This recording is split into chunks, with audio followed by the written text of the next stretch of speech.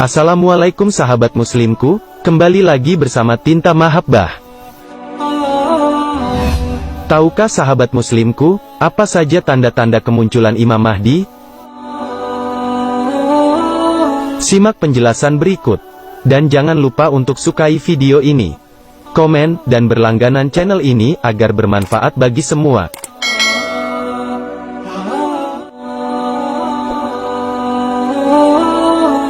Kemunculan Al-Mahdi adalah sesuatu yang paling ditunggu-tunggu oleh umat Islam.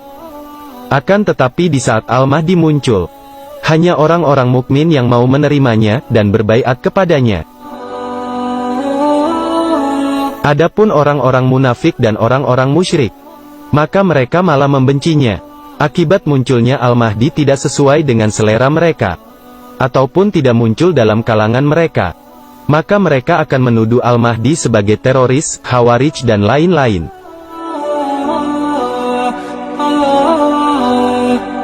Di dalam hadis Rasulullah menjelaskan bahwa Al-Mahdi muncul setelah muncul tanda-tanda kecil kiamat, yaitu banyaknya perselisihan, terjadi gempa bumi, dan banyak kezaliman. Sebagaimana hadis berikut, "Aku kabarkan berita gembira mengenai Al-Mahdi yang diutus Allah ke tengah umatku. Ketika banyak terjadi perselisihan antar manusia dan gempa-gempa, maka ia akan memenuhi bumi dengan keadilan dan kejujuran, sebagaimana sebelumnya dipenuhi dengan kesewenang-wenangan dan kezaliman." Hadis riwayat Ahmad. Di dalam hadis tersebut dijelaskan bahwa Al-Mahdi akan muncul apabila tanda-tanda kecil kiamat telah terjadi. Dunia pada saat itu diliputi oleh kesewenang-wenangan dan kezaliman. Akibat penguasa tidak lagi berhukum dengan hukum Allah, dan mereka telah menjadi boneka-boneka Zionis, yang bertujuan untuk menghancurkan agama Islam dan menjauhi umat Islam dari agamanya. Kemudian Allah mengutus seorang hambanya, yaitu Al-Mahdi, yang akan mengembalikan kembali kemuliaan Islam, dan menjadikan syariat sebagai jalan hidup umat Islam. Adapun syarat untuk bisa ditegakkannya syariat Islam, yaitu dengan dilahirkan sebuah negara Islam yakni khilafah. Sebagaimana hadis berikut, "Muncul babak kenabian di tengah kalian selama masa yang Allah kehendaki.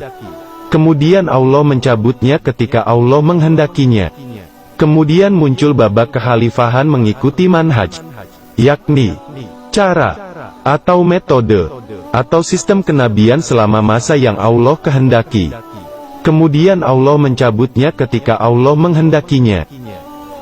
Kemudian muncul babak raja-raja yang menggigit selama masa yang Allah kehendaki. Kemudian Allah mencabutnya ketika Allah menghendakinya. Kemudian muncul babak penguasa-penguasa yang memaksakan kehendak selama masa yang Allah kehendaki. Kemudian Allah mencabutnya ketika Allah menghendakinya. Kemudian muncul babak kekhalifahan mengikuti manhaj kenabian. Kemudian Nabi Shallallahu Alaihi Wasallam diam." Hadis riwayat Ahmad. Khilafah yang dilahirkan untuk Al-Mahdi adalah khilafah yang berdasarkan manhaj kenabian. Karena Al-Mahdi merupakan utusan di akhir zaman, untuk mengembalikan kembali kejayaan Islam sebagaimana pada masa Rasulullah dan sahabat. Akan tetapi sedikit berbeda dengan Rasulullah. Karena Al-Mahdi bukan seorang nabi, maka sebelum munculnya Al-Mahdi, terlebih dahulu muncul khilafah ala minhaj an-nubuwah oleh pasukan Panji Hitam dari timur, yaitu wilayah Persia yang meliputi Iran dan Irak. Sebagaimana hadis berikut, "Akan keluarlah manusia dari timur, mereka itu merintis kekuasaan untuk Al-Mahdi."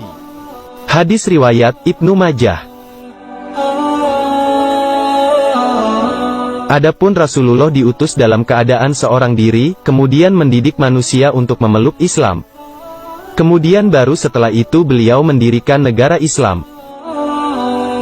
Adapun Al-Mahdi, Allah terlebih dahulu melahirkan khilafah yang diperjuangkan oleh panji-panji hitam dari timur.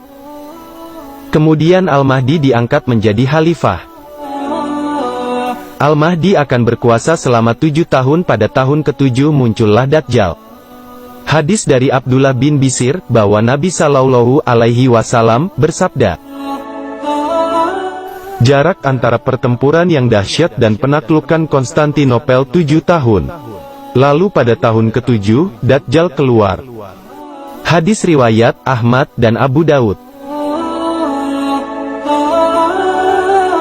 Jarak pertempuran terdahsyat yang dimaksudkan dalam hadis tersebut adalah jarak antara penaklukan Jazirah Arab, Persia, dan Rum. Kemudian ditaklukkan Konstantinopel tanpa peperangan itu selama 7 tahun. Pada tahun ke-7 muncullah Dajjal.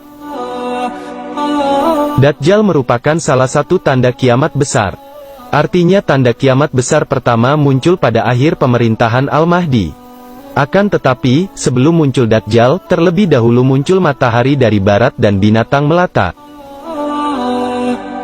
Rasulullah Shallallahu Alaihi Wasallam bersabda, sesungguhnya, tanda kiamat yang pertama kali keluar adalah terbitnya matahari dari arah barat. Lalu keluarnya binatang dari dalam bumi kepada manusia pada waktu duha. Dan mana saja di antara keduanya yang terlebih dahulu keluar, maka yang lainnya terjadi setelahnya dalam waktu yang dekat. Hadis riwayat Muslim dan Ahmad. Wallahu a'lam bishawab. Semoga video ini bermanfaat bagi saudaraku yang beriman. Amin ya rabbal alamin.